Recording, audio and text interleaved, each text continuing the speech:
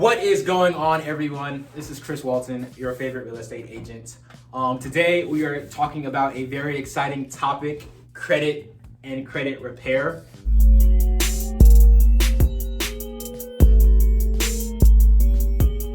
So my name is Illysha Mizelle, and I am the owner of Revive Financial. What I do is I specialize in taking people with poor credit scores, and I basically help restore their credit. I also counsel clients and teach them how to maintain that score, just so they don't fall back into old patterns and get back to what brought them to me in the first place. Yeah, I feel like a lot of people are they're either hesitant about credit, and myself included. I'm very protective of my credit score, and as I go through on my home buying journey and helping people purchase homes, the big setback, the one big mountain seems to be hey, what's my credit? Or I'm working on my credit. Or I've even encountered some people that don't even have credit, and they're kind of like, hey, how do I get a loan? How can I make this happen? Make my home owner dreams come true with a poor credit. So hopefully this will help answer a lot of questions, as well as clear up some myths. Per se, I'm sure there's a lot of credit myths that some people think. Yeah, there's a lot of them. That sort of thing. So a lot of people come to me because they're looking for cars. Lately it's been, I'm trying to buy a house, but mostly it's people that are just trying to get cars. And credit is something that's very personal. It's something that a lot of people are embarrassed to discuss. So a lot of times people don't want to come forward and say, hey, my credit is bad, I need help. But that's what I'm here for. Yeah. So I guess credit 101, when you say bad credit, what is I think like everyone thinks the 800, 850 is the golden credit. What constitutes bad credit? So golden credit is credit above 800, which is honestly not really attainable for people our age. That comes with time. Didn't know that. It comes with time. They're looking for you to have at least 30 years of credit age before you get that perfect credit score. But 750 is really ideal. That's what's going to unlock all of the low interest rates. Gotcha. That's when you get pre-qualified. You get pre-approvals. So that's when you start getting the pre-approvals in the mails. When you get that 750. They start, hey, can you open up this new credit card? Or, hey, we have this pre-loan. Okay. So what about the 700 or like 650? So 700 is still good. 700 is still, you can still get a lot with 700. Once you get to 650, that's when it gets a little tricky, a little scary. Gotcha. Anything 600 and below is just not that good at all. Okay. So say I know some banks look for like you said, around that 650, the higher range, the 680, 660. While some mortgage companies, they, depending on what it is, they'll go, hey, we'll do a 640. What type of, I guess, say if I'm looking to buy a home and I have 600. I'm on that 600 range. What credit repair, I guess, strategies, or how does that process work?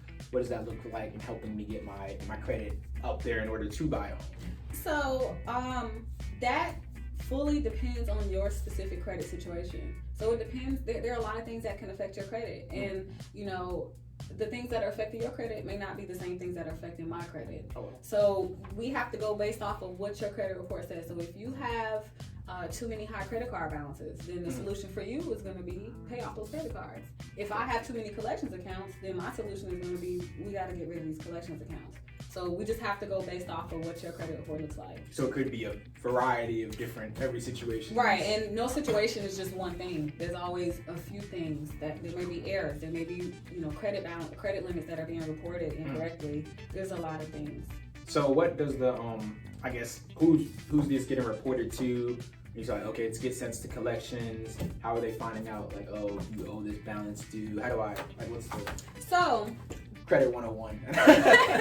What is the credit 101? So the credit bureaus Secrets. Are they're for profit business, and basically creditors. So they're not here to help me. They're not. They're not here to help the consumer. Gotcha. Right. They're not. So they don't care if I get a loan or anything like. Okay. No. All they care is that if that loan is being reported, because basically these loan companies, car dealers, all these people, they pay a membership to the collections agencies, or not the collections agencies. I'm sorry, the credit bureaus, to report your information, basically.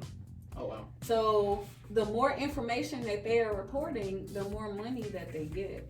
So if I find an error on my report, you know, it's not gonna be very good for them if they have to remove that error, because if they're reporting less data, that means less money. Less money for them, and they're in it for the money. Exactly. So okay, so they're not gonna necessarily call me up and say, hey, you have this on your account, or this is inaccurate. No, you have to.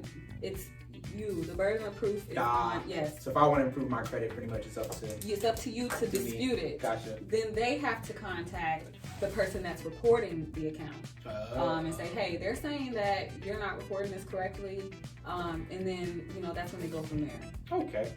I guess when you say they, you mean the credit bureaus. I know it's what, TransUnion, and what are the others? TransUnion, there's Equifax, and there's Experian. And then there are big three, and then there are two little ones. Not even little ones. They're just as big as Experian. I didn't even know there was two little ones. Yeah. They're just as big as all the other ones, but nobody talks about them. No, nobody really. I didn't know about them until I became a certified credit repair consultant. Yeah. Wow. That's a quiz question right there. Yes. One of them is Innovis. The other one is NCTUE. It's National Consumer Telecom and Utilities Exchange. And basically, they report on your utility payments, and, you know, if you got cable, internet, all that. So is this, like I said, all these credit myths? People have said, hey, if you pay like your utilities twice a month or something like that, or pay like $1 over, it'll help boost your. Like I said, these are all rumors I've heard. Is that, you know, if that's true? So that's something that people say with credit cards, and here's why that's not really true. Yeah. So credit card companies, creditors, they only report to the credit bureaus once a month. Okay. So if you make 2 payments in that month, they're only going to report one of them. They're not going to report, you know, each time you make a payment. Yeah. Right. So it looks good. It will lower your principal balance if you make those 2 payments, you know. But as far as really helping your score, it doesn't really help it. It doesn't really help it as much. Okay. I've heard somebody asked this question. They asked what the difference was between charge-offs as well as inquiries on your credit report. So there is a really big difference between charge-offs and inquiries. And so I'll start with inquiries. So with inquiries, basically, when you apply for credit, whoever you're applying with, they pull your credit report. And that is what we call a hard pull, when they pull your credit report. Heard of that? Yes, hard pull. So when they do that hard pull, anybody that does a hard pull in your credit report, it will show up as an inquiry. And basically the name of the company, the date that they inquired about the credit report, that will all be there on that inquiry. That stays on your... It stays on there for 2 years. And inquiries, they can get bad, but they're not as bad. If you keep it in the lower range, you know, 2, 3 is really pushing it. As long as you keep it there, then that's okay. And then people always have that question, well, what if I'm car shopping? Yeah. And everybody's pulling your... Right. They're pulling your credit. So, while those inquiries do show up on your credit report, and it looks bad, especially if you're really shopping, but as a consumer, you have the right to know your options. You have a right to shop around. Gotcha. So basically, when they calculate your score, they don't calculate all those inquiries. If they're from the same, like if you got a bunch of inquiries around the same time from all car dealerships, then they're going to automatically assume he was car shopping. Yeah, okay, so it's not, versus if you're doing it 1 month and then 2 months later, another month, then they look at those separate. Exactly. Okay. So, a charge-off. A charge-off is a little different. A charge-off is basically what they consider an account that you haven't paid on for a while. If you've gone, if it's been delinquent for about 90, normally after 90 days, they'll go ahead and just charge it off. And basically what that means is they just write it off on their taxes as a loss. And then most times they get that money back, and then they sell your, they either keep trying to collect from you, or they send it to their collections department or third-party collection. And charge-offs are very, very, very bad. Charge-offs are very bad, just because it looks like you don't pay your bills. And don't want charge-offs. You don't want charge-offs. Do not want that. Charge-offs, just like I said, it makes it look like you don't pay your bills. And then, no creditor wants to check your credit report and see that you have 2-3 charge-offs. Yeah. Charge-offs stay on your report for 7 years. They start to lose effect after a couple of years. They're not as, they don't look as bad. Is that even if you pay them off, it's still on your... Even if you pay them off, yes. You can try to negotiate with the creditor. Some creditors do, some of them will not. Okay, so it all depends on the bureau. Yeah. What or about the creditor. The creditor, okay, gotcha. So what about, how do disputes work? How does that work when it comes to... With the dispute, what you normally do is, a dispute comes from you pulling your credit report. You pull your credit report and you look over... Yeah, step one. Step one. Pull my credit report. Pull that credit report. Have it. Then... Look over it. Gotcha. Look over it very well. Look over it very carefully. Check all your accounts. Check the dates. Check those payments. Are they reporting late payments even though you paid on time? You're checking to make sure everything kind of adds. Make sure everything adds up. Gotcha. Make sure all 3 bureaus are reporting the same things for the same accounts. Because if TransUnion is reporting that the account was open January 1st, but Experian is reporting that it was open June 1st. Oh, that's discrepancy.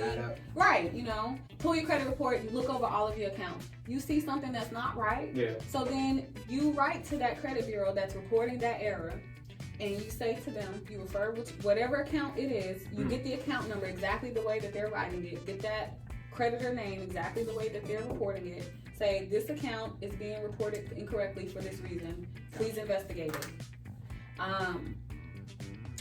They have 30 days to investigate it.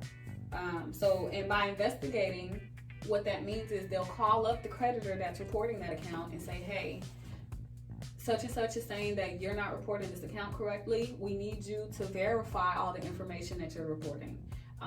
Which really just entails them saying, yeah, this is the same information we have. And they'll normally come back and say it's been verified, even though you know it's wrong. Gotcha. So then normally you have to go into a second round of disputes, and then that's when things get, that's with the same creditor, I guess? Yeah, so then with the second round, you dispute it directly to the creditor and the credit bureau. Because with the first round of dispute, you only dispute to the credit bureau, not the actual creditor. Gotcha. How many rounds is there, or it all depends on? So it depends. So sometimes you get an error on your report and you dispute it the first time, and they're like, okay, we corrected the error or we deleted the account, depending on what you request for them to do. Sometimes they won't respond. Sometimes they'll use stall tactics. Oh wow, they're really playing. Yeah, they're really at war. They're serious.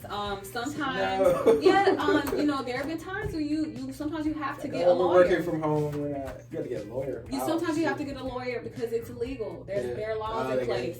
There are laws in place. The FCRA, which is the Fair Credit Reporting Act. And it says that they have 30 days to report whatever you are disputing on your credit report. And they have to respond in 30 days. Even if they're responding just to say, hey, we're not deleting it. They have to say something. Yeah. They have to say something. Gotcha. How many people have disputes or something's wrong with their credit report? There is about 79%.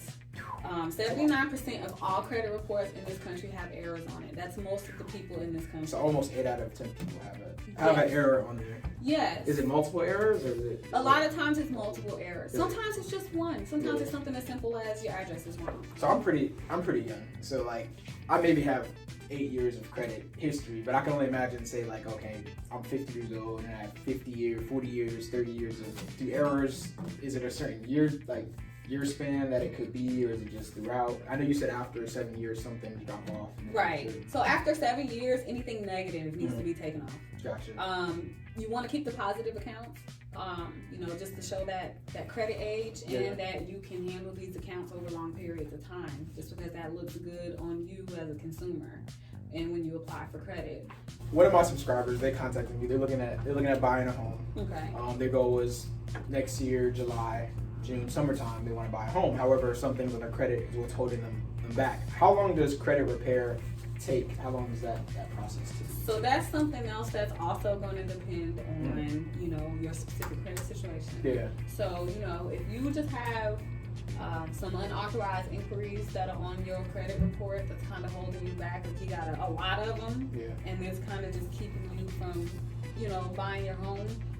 Then disputing those unauthorized inquiries, it's not going to take too long. You know, if the credit bureaus are cooperating, probably 1 to 2 months. But if you got some charge-offs, some bankruptcies, collections accounts, that's going to take a while. I typically tell my clients for complete credit restoration and complete credit counseling, about 18 months. About 18 months is what it will take. To get from, I guess it all depends on, say from 400, 500, all the way to 700. Yeah, that takes time. And time flies by fast. Yeah. It does. It flies by fast. And if the client is, because sometimes, nope, I'm not gonna go there. Nope, I'm not gonna go there. I was gonna say, I thought about it, but I'm not gonna go there. Who's credit repair? Who's like the ideal person that can benefit from credit repair services? So, anybody with a credit report. No. Anybody that has errors on their credit report, which again I said it's like 79% of the population in this country, they're gonna have errors on their credit report. But also people who have been victims of identity theft.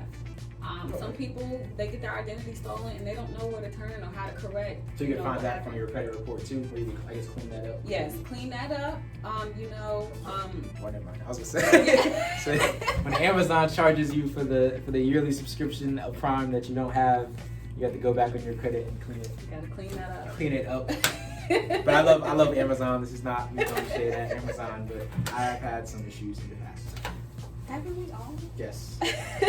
But, like I said, anyone with identity theft, errors on their report, anyone who's trying to build credit, because, starting off, you're 18, you're 19, you're in college, or you're just trying to get a job. So you can do credit repair even if you don't have any credit. You can help people build credit. So you want to build that positive credit, because sometimes a lot of people start by building bad credit, basically.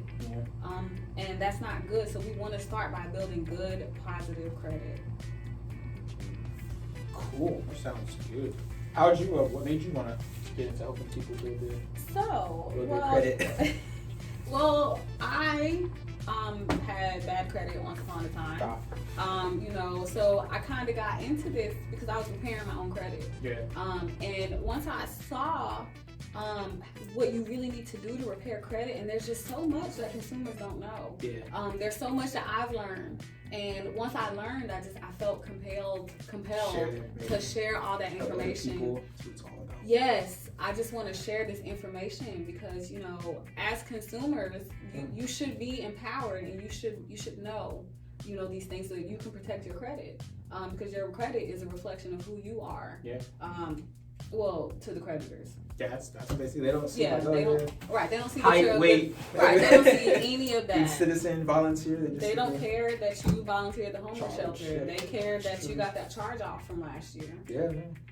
Also, just as a black woman and coming from a black family, there wasn't a whole lot of financial literacy. Just because my parents didn't have it. Their parents didn't have it. And I see that with a lot of other black people that I meet. And just black people that I know in my life. It's just education in general. Like buying a home, there are like grants and funding that the government has that can help with down payment assistance and things like that. But unless nobody knows, nobody knows. They don't advertise that. Unless you tell them like there's so many different ways, so many different programs and things like that. It's just education. Right. That's the key.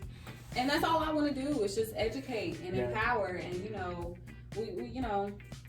gotta help people. We gotta take them on the journey every step of the way. What's the cost of credit repair like? So different companies charge different things. I try to keep my prices reasonable, just because I'm trying to help. I'm not trying to kill anybody's pockets. I'm just trying to help people. So I have a lot of different packages. I have a package that's as low as $40 a month. And that's a do-it-yourself package where I help you. I write the letters for you when you mail them. My full my full credit repair package is $90 a month.